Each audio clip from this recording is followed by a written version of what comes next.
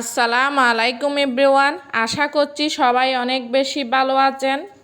আজ আপনাদের সাথে শেয়ার করব মিষ্টি কুমড়ো আর মসুর ডালের অসাধারণ একটা রেসিপি।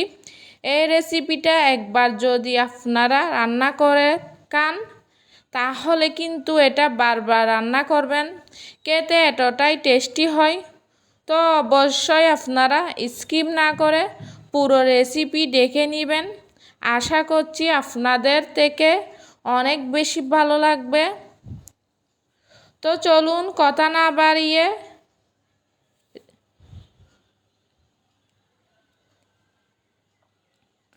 পুরো রেসিপিটা শুরু করি।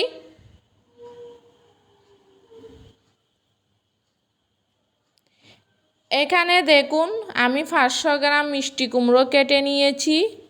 তো কুমড়োগুলো একটু বড় সাইজ করে কেটে নিতে হবে, দেখেই বুঝতে পারছেন। এরকম করে আপনারা একটু বড় বড় করে কেটে নেবেন। প্রথমে কুসাটা ভালোভাবে ছাড়িয়ে নিয়েছি, তারপরে এইরকম করে কেটে নিয়েছি। ভালোভাবে ধুয়ে পরিষ্কার করে পানিটা ঝরিয়ে নিয়েছি। আর এখানে দেখুন নিয়েছি 100 গ্রাম মসুর ডাল।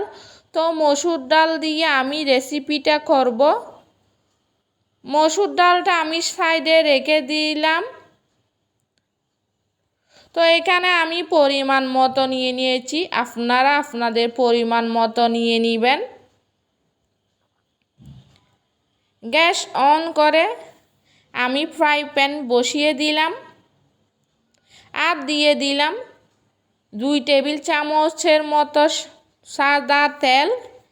এবার তেলটাকে খুব ভালোভাবে গরম করে নিতে হবে।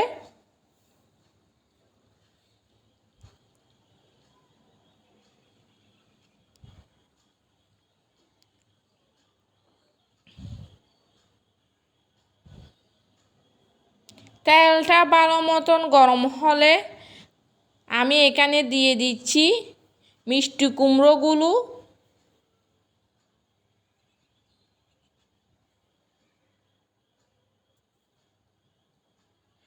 আমি এখানে সম্পূর্ণ মিষ্টি কুমড়োগুলো দিয়ে দিলাম।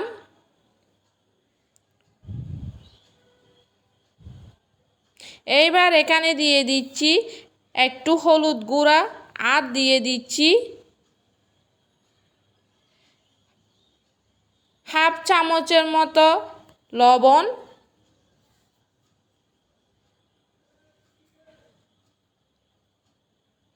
এবার গ্যাসের আঁচ মিডিয়ামে রেখে কুমড়োগুলো একটু ভেজে নেব। অবশ্যই কিন্তু কুমড়োগুলো ভেজে নিতে হবে, তাহলে কিন্তু রেসিপিটা খেতে খুবই ভালো হবে। যারা আমার চ্যানেলটি নতুন দেখছেন প্লিজ চ্যানেলটি সাবস্ক্রাইব করে পাশে থাকবেন। আপনারা মিষ্টি কুমড়ো অনেক রেসিপি খেয়েছেন, তো এই রেসিপিটা খেয়ে দেখবেন, বাড়ির সকলে খুবই পছন্দ করবে।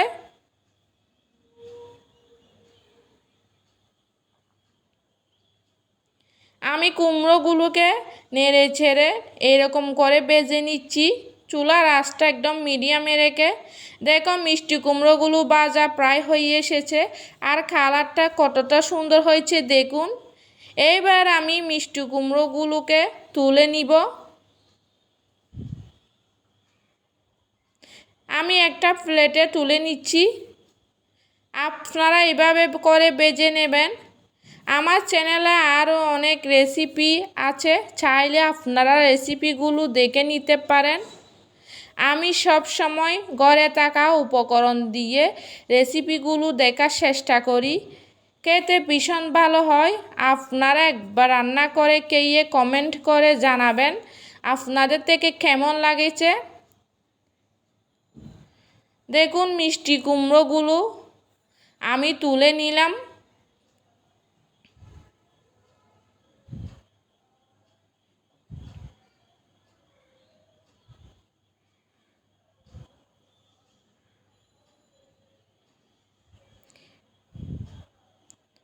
সম্পূর্ণ মিষ্টি কুমড়োগুলো তুলে নেওয়া হয়ে গেলে এখানে আমি আবারও দিয়ে দিলাম 1.5 টেবিল চামচের মতো সাদা তেল। তেলটা হালকা গরম হলে এখানে আমি দিয়ে দিলাম একটি তেজপাতা 2 টুকরো করে, একটু ভেজে নিচ্ছি। আর এখানে দিয়ে দিচ্ছি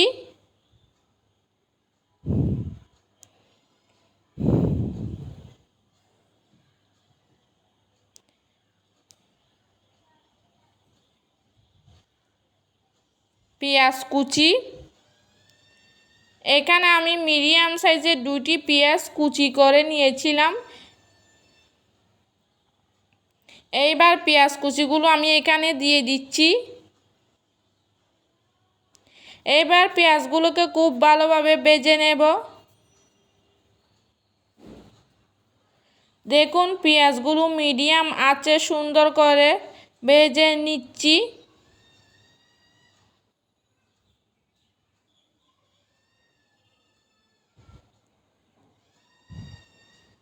আমি পেঁয়াজগুলো সুন্দরভাবে ভেজে নিলাম। এইভাবে ভেজে নিতে হবে।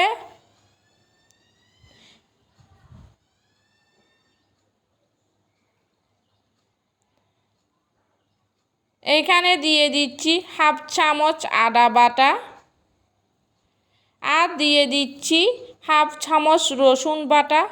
এখানে খুব বেশি আদা রসুন দেওয়া যাবে না, অল্প একটু দিয়ে দিবেন আপনারা।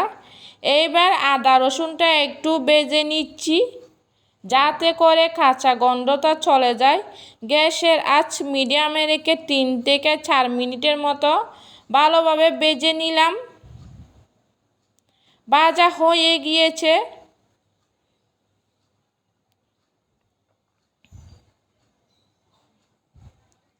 এইবার দিয়ে দিচ্ছি আমি এখানে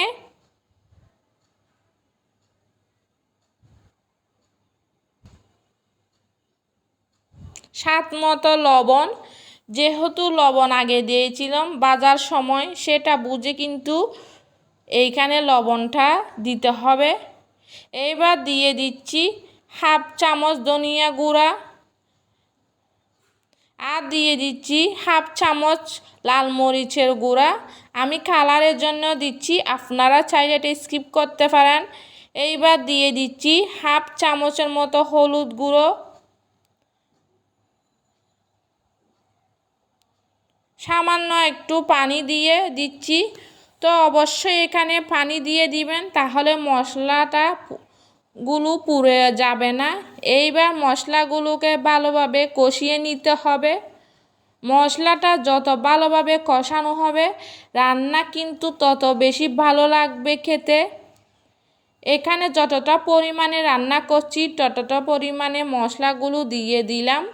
আপনারা যদি এর থেকে বেশি রান্না করেন, পরিমাণে আপনারা একটু বেশি বাড়িয়ে দিবেন।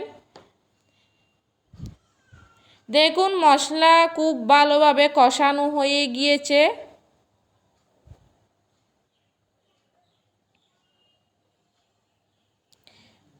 আমি এখানে দিয়ে দিলাম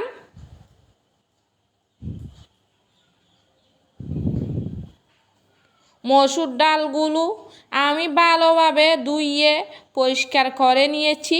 যেহেতু ডালে অনেক নোংরা থাকে, সেহেতু ভালোভাবে কিন্তু ধুইয়ে নিতে হবে। আমি সম্পূর্ণ ডালগুলো এখানে দিয়ে দিলাম।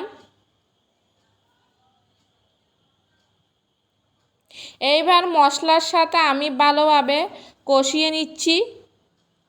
ডালগুলো কিন্তু খুব বেশি সময় ধরে কষানোর দরকার নেই। 1 থেকে 2 মিনিটের মতন এইভাবে একটু কষিয়ে নিতে হবে।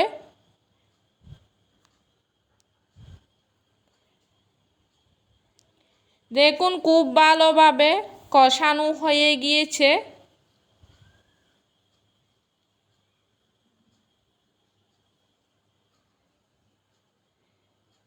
এবার এখানে আমি দিয়ে দিচ্ছি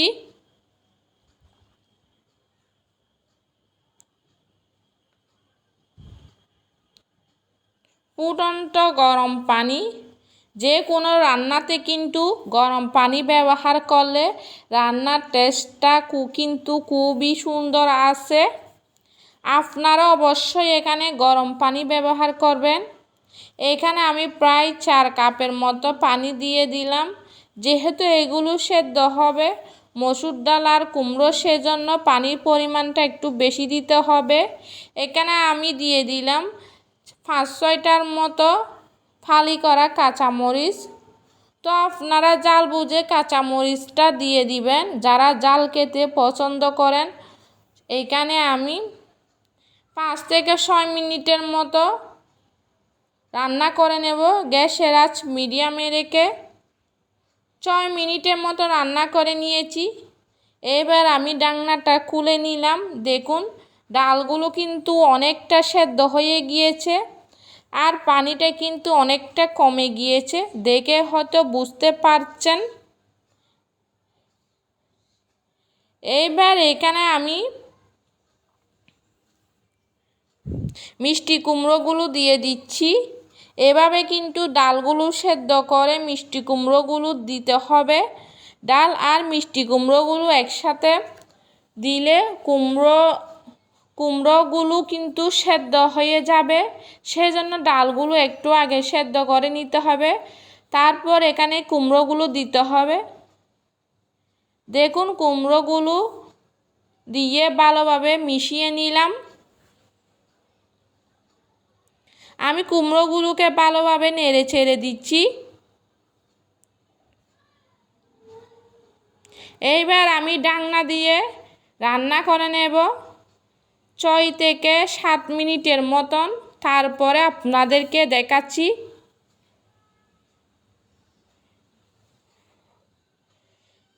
দেখুন 7 মিনিটের মতো মিডিয়াম আঁচে রান্না করে নিয়েছি। ঢাকনাটা খুলে নিলাম। এইবার দেখে নেবেন কুমড়োগুলো সেদ্ধ হয়েছে কি। দেখুন মিষ্টি কুমড়োগুলো কত সুন্দর সেদ্ধ হয়ে গিয়েছে।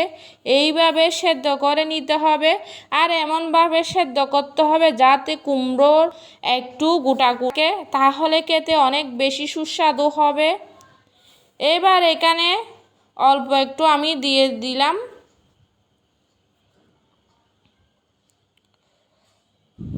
গরম মশলার গুঁড়া। মশলাটা নেড়ে ছেড়ে খুব ভালোভাবে মিশিয়ে নিচ্ছি।